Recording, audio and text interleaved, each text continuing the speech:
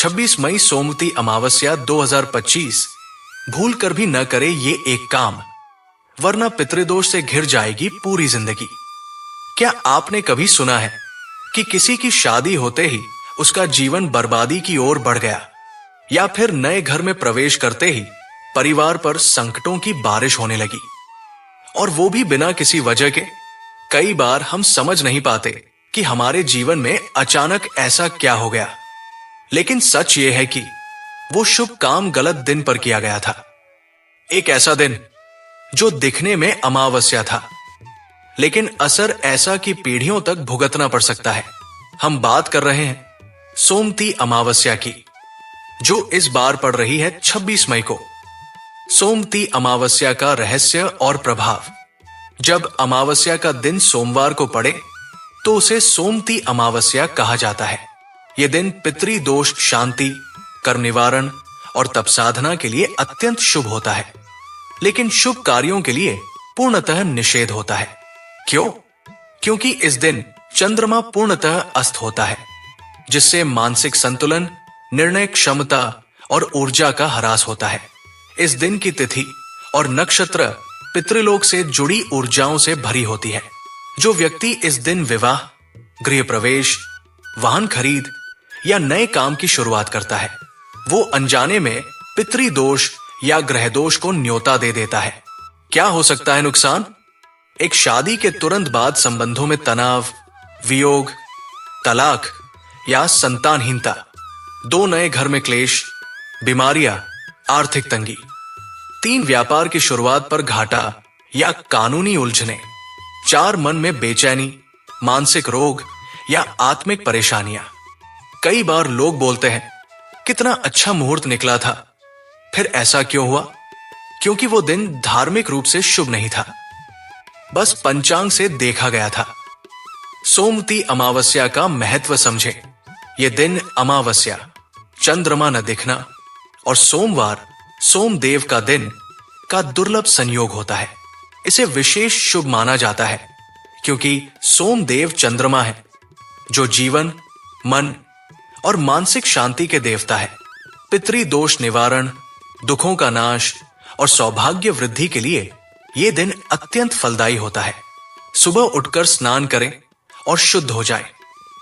सुबह जल्दी उठें, गंगा, सरस्वती, यमुना जैसे पवित्र नदियों में स्नान करें या साफ पानी से स्नान करें।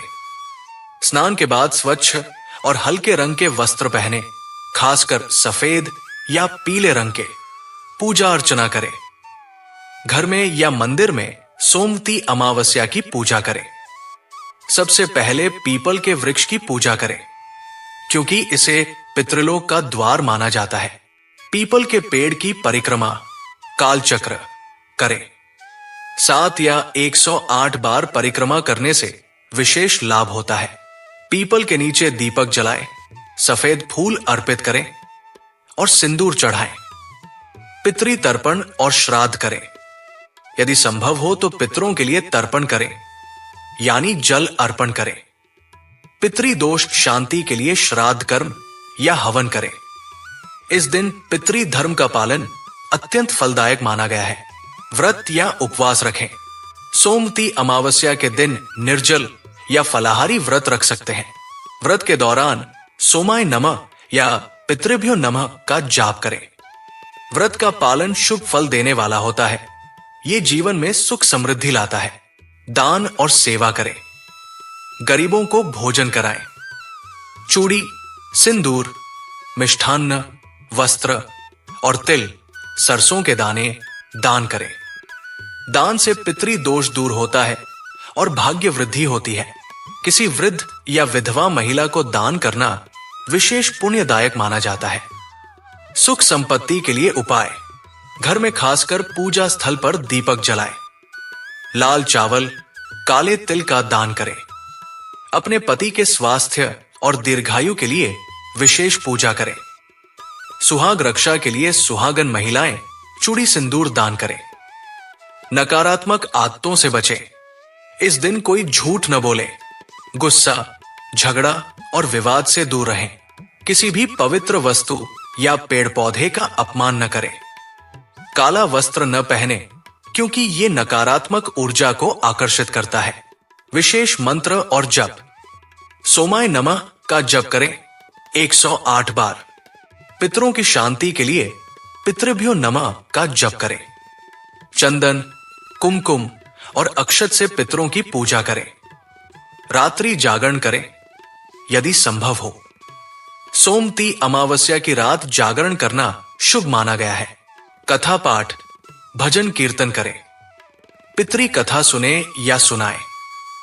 क्या होता है जब नियम तोड़े जाते हैं? अगर कोई व्यक्ति जानबूझकर या अनजाने में इस दिन कोई शुभ कार्य करता है तो ज्योतिष अनुसार उसकी कुंडली में ग्रह दोष सक्रिय हो जाते हैं। पितरी नाराज होते हैं, जिससे पारिवारिक अशांति जन्म लेती है। अकस्मात दुर्घटनाएं या घाटा होने लगता है। दोस्तों, शास्त्रों का ज्ञान केवल डराने के लिए नहीं है, बल्कि सही समय और सही कार्य के संतुलन को समझने के लिए है। 26 मई सोमती अमावस्या को कृपया कोई भी शुभ कार्य न करें, बल्कि अपने पितरों को याद करें, उनका आशीर्वाद लें और आने वाले भविष्य को शुभ और शांतिमय बनाएं। एक दिन रुकने से हो सकता है सो समस्याएं टल जाएं, और यही होती है सच्ची समझदारी। अगर आप भी इन धार्मिक बातों को मानते हैं तो इस वीडियो को लाइक करें, अपने मित्रों, परिवार और रिश्तेदारों के साथ शेयर करें और कमेंट में लिखें, पितृदेवाय नमः। मैं इस दिन कोई शुभ कार्य नहीं करूंगा। चैनल को सब्सक्राइब करें ताकि अगली बार कोई दोष या गलती से बचा जा सके। आपका जीवन शुभ और सुरक्षित रहे, यही प्रार्थना है। हर हर महादेव।